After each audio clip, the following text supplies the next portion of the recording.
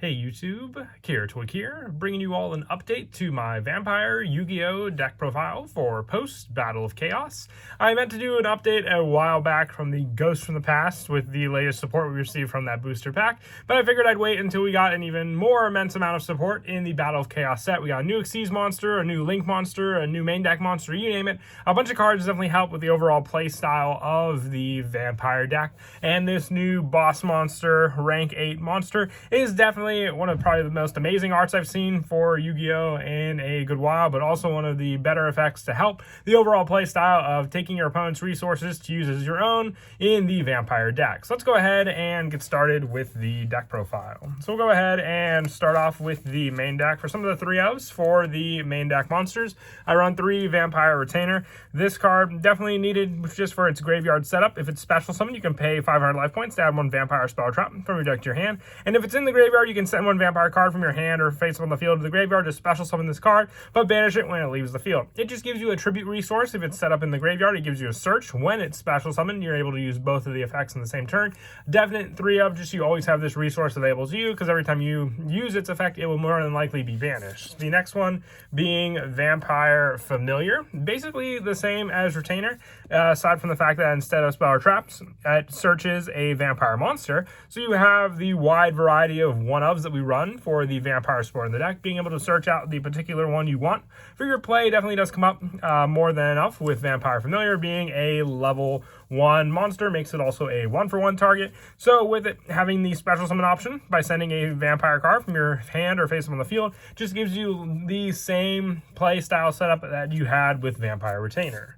For the new card that I'm running from the Battle of Chaos set, ideally I do want to run 3 of this card. If you don't have Vampire Ghosts, you can put in Gozuki as the replacement, or if you were initially running Gozuki, this would be what you would replace every time you got a Vampire Ghost. It's just a Gozuki with a much better graveyard and search setup. If this card is normal summon, you can send 1 other Vampire card from your hand or face on the field of the graveyard to add 1 level 4 or higher Vampire monster from your deck to your hand. And if you do, send 1 level 2 or lower Vampire monster from your deck to the graveyard. And during the main phase, quick effect, you can banish this card from your graveyard to pay 500 life points immediately after this effect resolves. Normal summon 1 Vampire monster. You're going to use each effect of Vampire Ghost once per turn. So the send is meant for Vampire Familiar or Retainer, giving you then that Vampire monster to send to special summon that other monster onto the field, setting it up in the graveyard for the additional banish for that normal summon, making it all possible to summon out 1 Vampire monster using just this 1 vampire we got from the latest set alone for all of your setup. And for some of the lower numbers for the vampires, also run 2 Vampire Fraulein.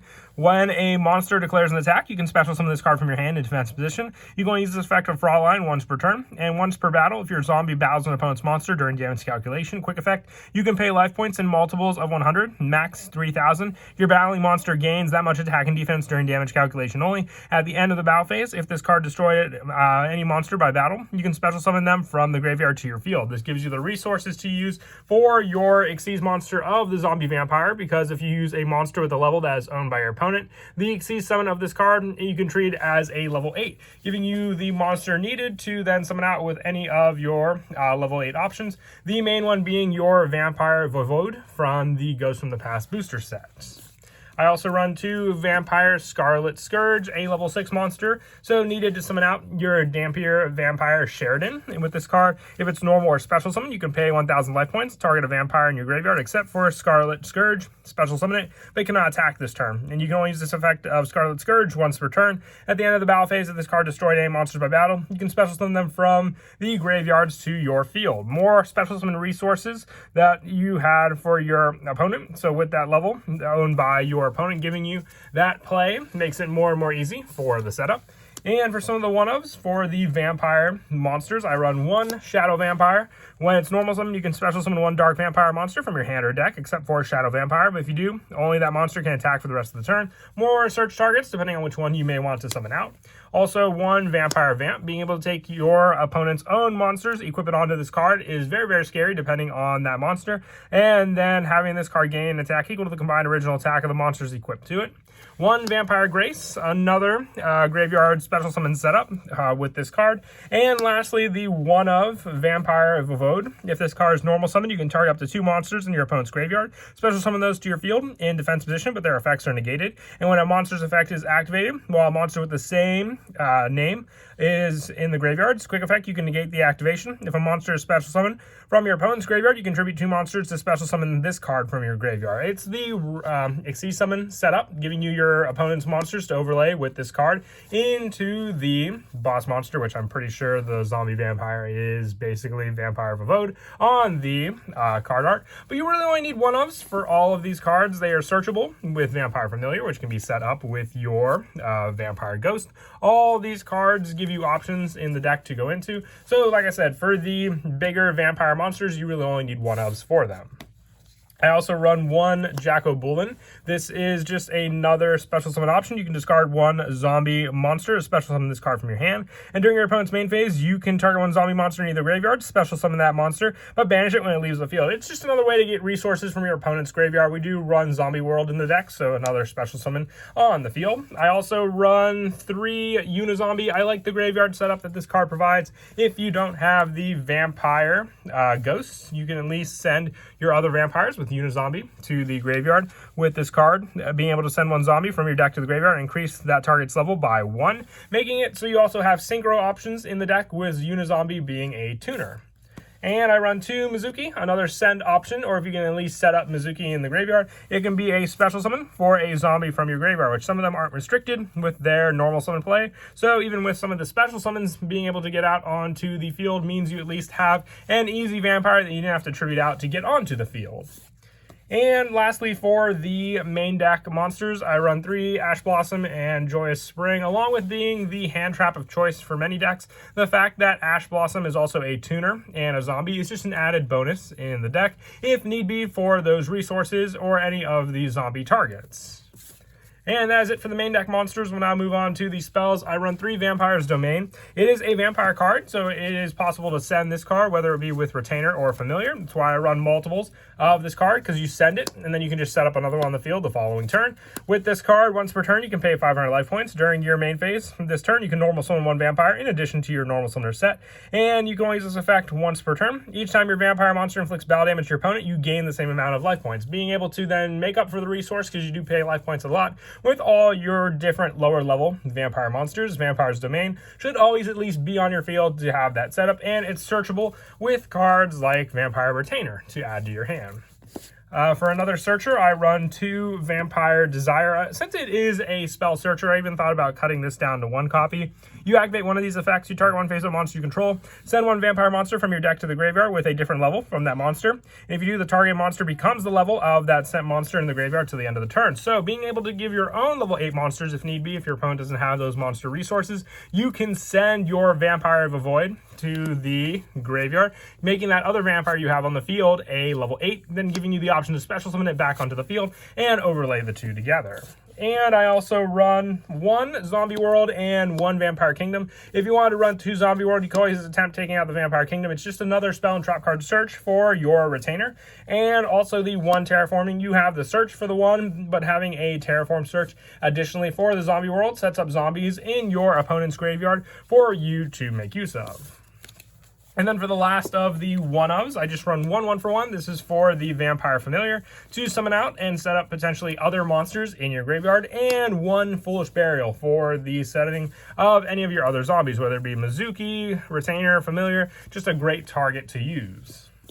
And that is it for the spells. We'll now move on to the traps. I run 3 Vampire Domination. When a spell, trap card, or monster effect is activated while you control a vampire monster, negate the activation. If you do destroy that card, then if there was a monster card, gain life points equal to the original attack. So another way, aside from just your vampire option for Vampire's Domain to gain life points, is with this counter trap. Since it is a counter trap, you can at least resolve stopping some of your opponents, let's say Solemn Brigade or any of their other counter traps, as long as you have a vampire monster on the field before they activate that card. And then lastly, 1 Vampire Takeover. If you have no cards in your field card zone and all face-up monsters you control are zombie, activate 1 Vampire Kingdom directly from your deck, which we are running the 1 of target for this card. It's another reason why I like that option, just to have the other trap be set set up, and then just activate this card the following turn against your opponent, and setting up the field spell, which if your opponent attempts to send any cards to the graveyard thanks to Vampire Kingdom, you'll be able to destroy a card on their field. And that is it for the main deck. We'll now move on to the extra deck. Our main go-to boss monster is the Zombie Vampire.